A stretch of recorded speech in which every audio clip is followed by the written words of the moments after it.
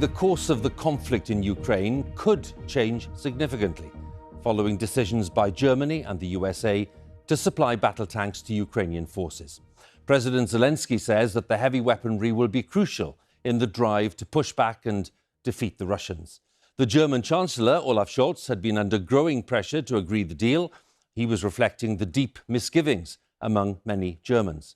Well, Germany will make available 14 of these Leopard 2 tanks, and they'll be giving partner countries permission to export the very same model of German tank to Kyiv. And Washington is set to deliver a significant number of these, the Abrams tanks, to Ukraine. President Biden says it shouldn't be seen as an offensive threat to Russia. But Russia's ambassador in Washington has warned that any deliveries of US tanks will be, in his words, a blatant provocation. Our Europe editor, Katya Adler, has this report. Almost a full year of hell, destruction, devastation, cruel deaths and despair in Ukraine. The most serious armed conflict in Europe since the Second World War. An attempt by Russia to upend a sense of security across the continent. But today saw an offer of help Kyiv has long been crying out for. We will now be sending our Leopard 2 battle tanks to Ukraine. We are doing this after intense discussion with our international partners and allies. It was right not to hurry this decision. Actually, Mr. Scholz's allies had fast been losing patience. Lots of European countries own these German-produced tanks. They're stable and reliable. But Berlin has all the export rights, so countries like Poland, desperate to send this powerful help to Ukraine, couldn't as long as Germany dithered. Now Kyiv could eventually receive dozens of tanks, though its soldiers first need to be trained how to use them.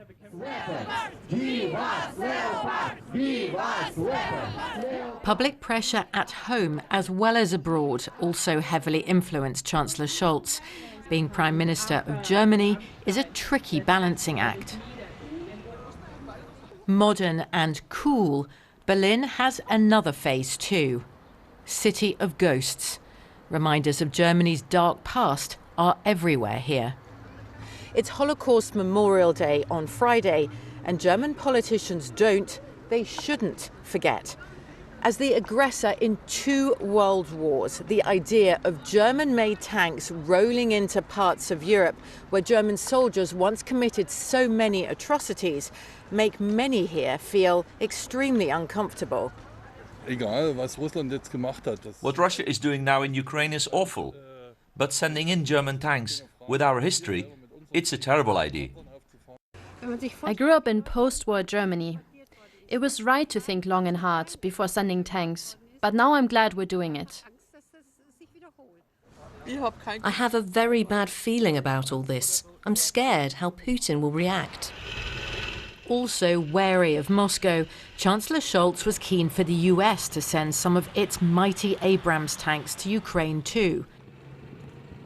This evening, as if on pre-agreed cue, President Biden promised 31 vehicles for Kyiv. Putin expected Europe and the United States to weaken our resolve. He expected our support for Ukraine to crumble with time. He was wrong. He was wrong. And he was wrong from the beginning, and he continues to be wrong. We are united. Washington's announcement and Berlin's U-turn are a wish come true for Ukraine's president, who turned 45 today. The key now is speed and volume. We have to form a fist of tanks, a fist of freedom, which will not allow tyranny to rise again. These Soviet-era tanks are on permanent display in the German capital. During the Cold War, the threat of nuclear attack was ever present. Tonight, while many celebrate Olaf Scholz's decision on tanks, others, including powerful voices in his own party, warn this conflict could now escalate, threatening lives beyond Ukraine. Katya, Adler, BBC News, Berlin. Well, in Ukraine, the long-awaited news of the tank supplies has been greeted with relief and with gratitude. President Zelensky has been saying for weeks that defeating the Russians would be extremely difficult without a significant supply of tanks and heavy weaponry. Our correspondent Andrew Harding has been talking to people in the city of Zaporizhia, not far from the front line. Ukrainian tanks, half a century old, battling near the front lines. In this area, close to the Donbass town of Bakhmut, Russian forces are slowly gaining ground. And when we visited this tank unit last week, the mood seemed close to despair.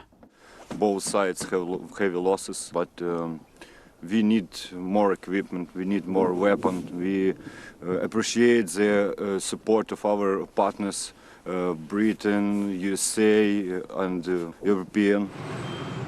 No surprise then today to find many Ukrainians celebrating the news that modern Western tanks will soon be on their way here. At a bus stop in the frontline city of Zaporizhia, Vasily tells me Russia has better weapons than we do, so this is good news. A pensioner called Victoria isn't so sure. You start with tanks, she says, but then it escalates. I'm afraid this will end in a nuclear war. But when another woman, Elena, overhears that, she comes over to disagree. We need any weapons from any countries to help us kick the Russians out of here and protect our borders. Moscow's forces are not far away from here. On the road towards the front line, we pass tank traps, ready to help block any new Russian advance. Both the Ukrainians and the Russians have made it pretty clear that they are planning to launch major new offensives, perhaps within a matter of weeks. The question now is whether these new Western tanks are going to arrive soon enough and in large enough numbers to make a real difference in this next phase of the conflict. For now, Ukraine continues to fight with what it has. And a senior officer who agreed to meet us close to the front said victory was certain, with or without foreign help.